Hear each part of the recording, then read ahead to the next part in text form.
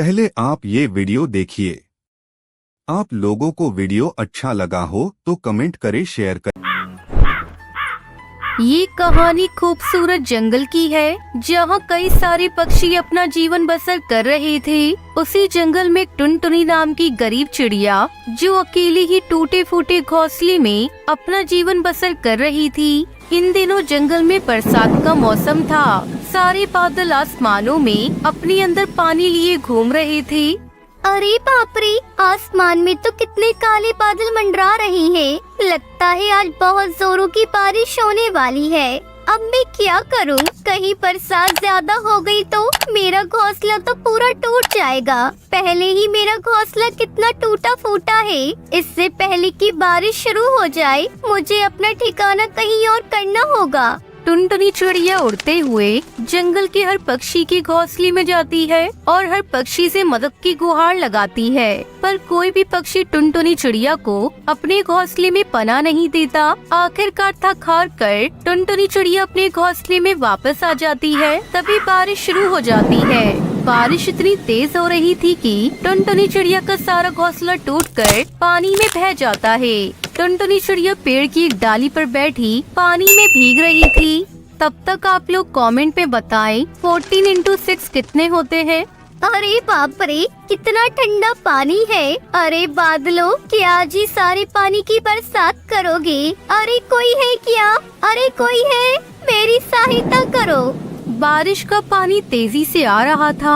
टुनटुनी चिड़िया उस बरसात के पानी में पूरी भीग रही थी। जंगल का कोई भी पक्षी बरसात में उसकी मदद करने को आगे नहीं आया। तब एक बादल उड़ते उड़ते टुनटुनी चिड़िया के पेड़ के पास आता है। टुनटुनी चिड़िया जब उस बादल को देखती है, अरे बाप रे, ये बादल तो मेरे पास ही आ गया। चिड़िया बहन, मुझसे डरने की जरूरत नहीं है। मैं आपको कोई नुकसान पहुंचाने नहीं आया हूँ। मैं जब से आसमान में उड़ रहा हूँ तो मेरी नजर आप पर पड़ी। मैंने देखा कि आप अकेले इस पेड़ की डाल पर बैठकर बरसात के पानी में भीग रही हो। तो ऐसा क्यों चिड़िया बहन? क्या आपको बरसात लगने में मजा आता है? वो क्या है ना बादल भाई, इस बरसात के पानी से मेरा घोंसला टूटकर इस पानी में बह गया है। अब मुझे अपना सर छुपाने के लिए ना तो मेरे पास कोई घोंसला है, ना ही कोई छत। अरे चिड़िया बहन, अगर आप इसी तरह बरसात के पानी में भीगती रहीं तो आप तो बीमार हो जाओगी। इस जंगल में तो काफी सारे पक्षियों के घोंसले हैं। आप उनमें से एक पक्षियों के घोंसले में चली जाइए ना। बादल भाई, मैंने हर पक्षी से सहायता मांगी पर किसी ने भी मेरी सहायता नहीं की।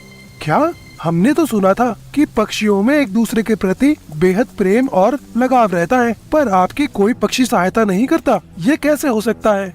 बादल भाई, समय के साथ साथ हर चीज बदलती जाती है। चिड़िया बहन, आप मजबूत वाली लकड़ियों से अपना घोंसला बना लीजिए ताकि आपको बरसात के पानी से कभी कोई समस्या न आए। बादल भाई, मैंने आपसे कहा ना, समय के साथ साथ हर चीज बदल जाती है। पहले इस जंगल में हर चीज मुफ्त में मिला करती थी, पर जब से दौर बदला है हर पक्षी ने जंगल का हर इलाका अपने नाम कर रखा है। जहाँ मजबूत लकड़ियाँ हैं, वहाँ कुछ पक्षियों ने डेरा डाल रखा है और वो मजबूत लकड़ियाँ भारी भरकम दामों में बेचते हैं। क्या जंगल में इतने बदलाव हो गए? यहाँ सब कुछ बदल गया है। तो फिर अब आप क्या करोगी चिड़िया बहन? आपका घोंसला बनाना तो बहुत मुश्किल है।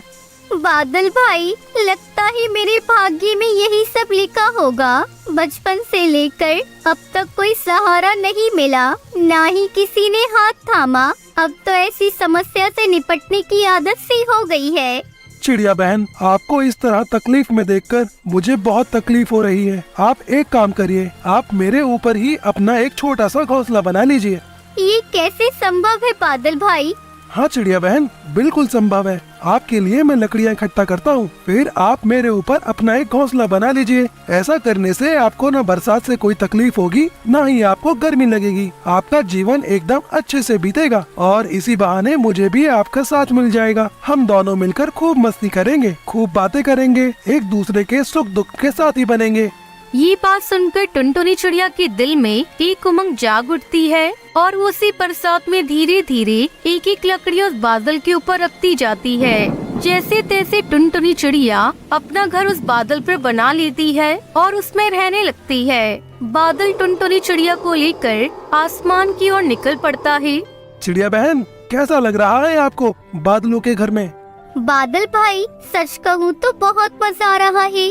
आपका बहुत बहुत धन्यवाद बादल भाई, जो आपने मेरे लिए तो सब किया।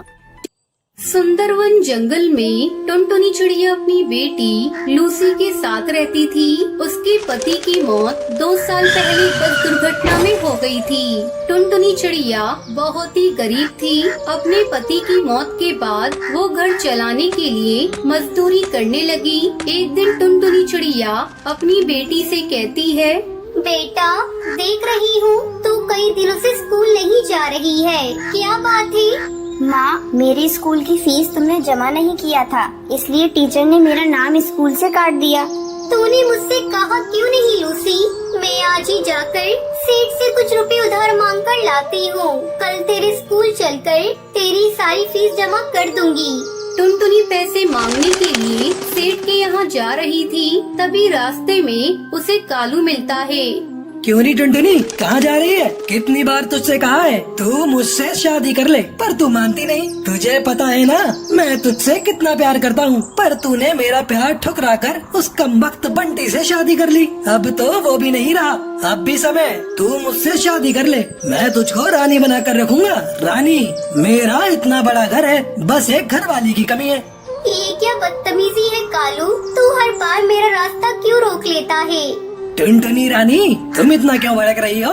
गुस्से में तुम्हारा चेहरा बहुत प्यारा लग रहा है। तुझे शायरी बहुत सोच रही है। अगर तू मेरे सामने से नहीं हटा तो मैं तेरा वो हाल करूँगी कि तू आईने में अपना चेहरा देखना भूल जाएगा। काकी, ओ काकी, इधर तो आना। ये देखो, ये कालू मेरे साथ छेड़खानी कर रहा है। क्या रे छिचोरे, तू क्यों इस बेचारी को छेड़ रहा है? चल भाग यहाँ से, नहीं तो मैं मार मार कर तुझे गंजा कर दूंगी। काकी, तुम हमारे बीच में मत आओ, चुपचाप अपने रास्ते जाओ, नहीं तो अच्छा नहीं होगा। रुक, मैं अभी तुझे बताती हूँ। तभी कुछ और पक्षी वहाँ आ जाते हैं। बढ़ती हुई भीड़ को देखकर कालू वहाँ से भाग जाता है। इस घटना से टुनटुनी बहुत चिंतित हो जाती है। किसी तरह अपने आप को संभाल कर वो कड़कनाथ सेठ के पास जाती है और उनसे कुछ रुपए उधार मांग कर ले आती है।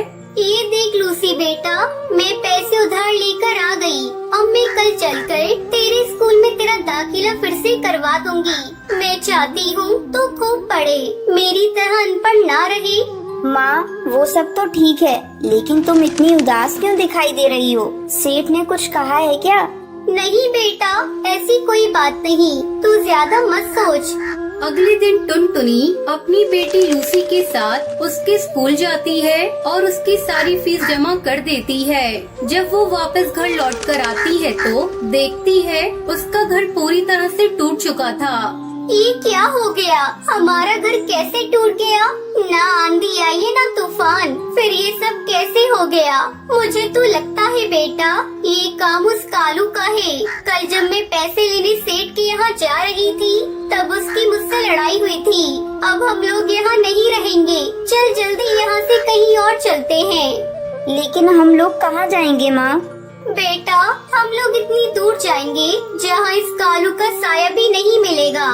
फिर दोनों अपने घर को छोड़कर दूसरे जंगल में चली जाती हैं और एक सुरक्षित जगह की तलाश करने लगती हैं। अचानक उसे एक जगह पर पुरानी कुछ बोतल दिखाई देती है। तभी टुनटुनी चिड़िया लूसी से कहती है, बेटा लूसी, ये बोतल, यहाँ कितनी सारी बोतल है, अब हम इनसे नया घर बनाएंगे।